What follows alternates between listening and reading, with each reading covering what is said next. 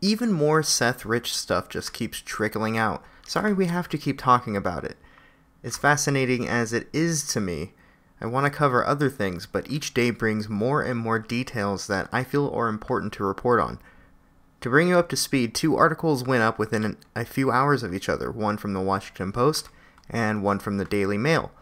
Both of these outlets have questionable integrity as far as I'm concerned, so they sort of cancel each other out. First, we'll take a look at a WikiLeaks email that allegedly ties the wife of the doctor that operated on Seth Rich the day that he died with John and Tony Podesta, as well as the Democratic Party. Which, how would they have this email otherwise? Tony, Vin, Lisa, John, and Andrea.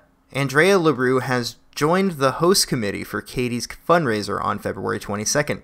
Please use the attached invitation going forward. Please let me know how I can help and help you help Katie. Thank you so much, Tina Stoll, CFC, Campaign Finance Consultants. This is a bit of a small thing, but I still feel that it's worth mentioning early on. So moving on. Here's a couple more images if you want to check them out.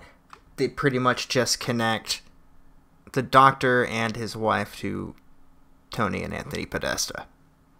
It has been revealed that a man by the name of Ed Butowski was the third party that was paying for Rob Wheeler's private investigation. He has yet to pay Wheeler, however, as Wheeler has not charged him for his services.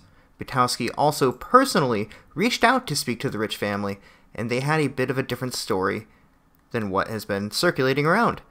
Butowski said, "They said, Seth's parents, that no one is telling us anything. We haven't heard anything from the Washington police, and we call, and we don't get calls returned."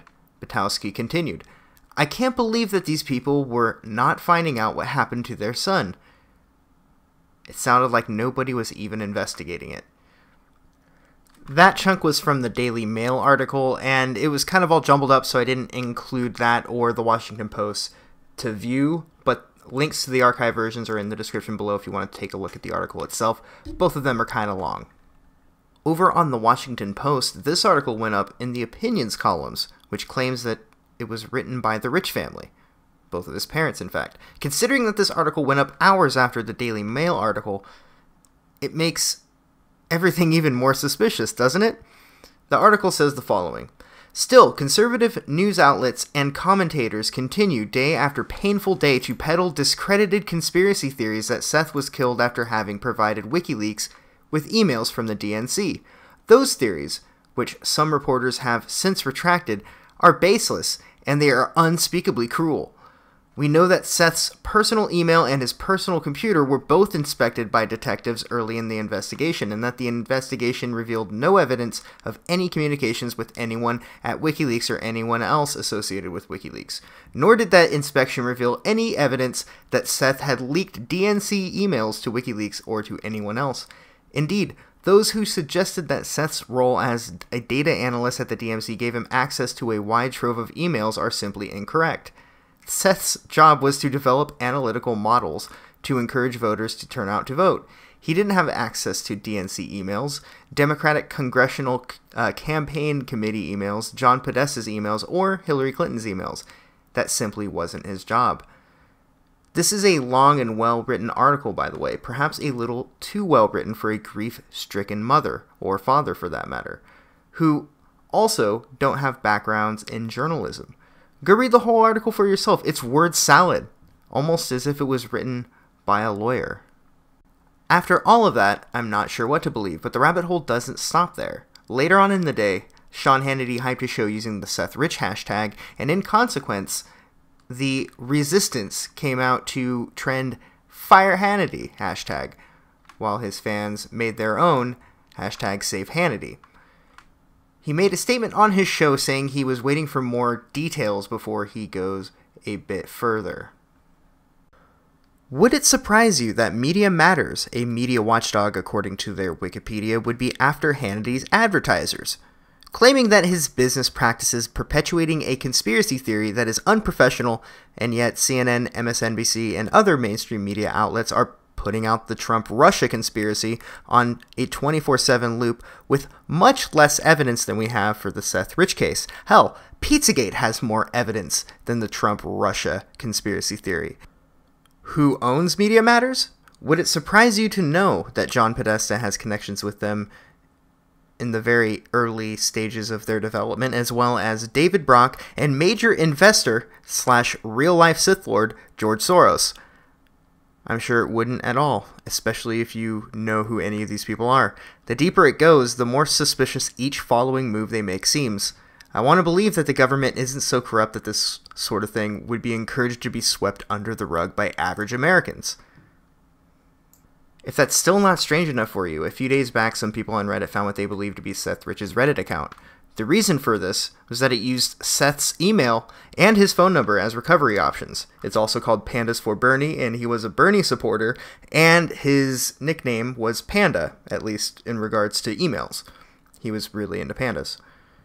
Within minutes of them scrambling to log into the account, the passwords and recovery options were changed to a different phone number and email address. To make things somehow more suspicious, the Reddit account called Pandas for Bernie made a public post claiming to definitely not be Seth Rich. We'll take a look at the first few paragraphs of the post. It's really long. It's also a word salad, but I have a link to all of the articles and this post in the description below if you want to check them out in their entirety. It says here, to start off, "Hi, we are Pandas for Bernie, and we've come back to say a few things about the speculation raging on the internet about our social media account and the late Seth Rich. First, let's state the obvious.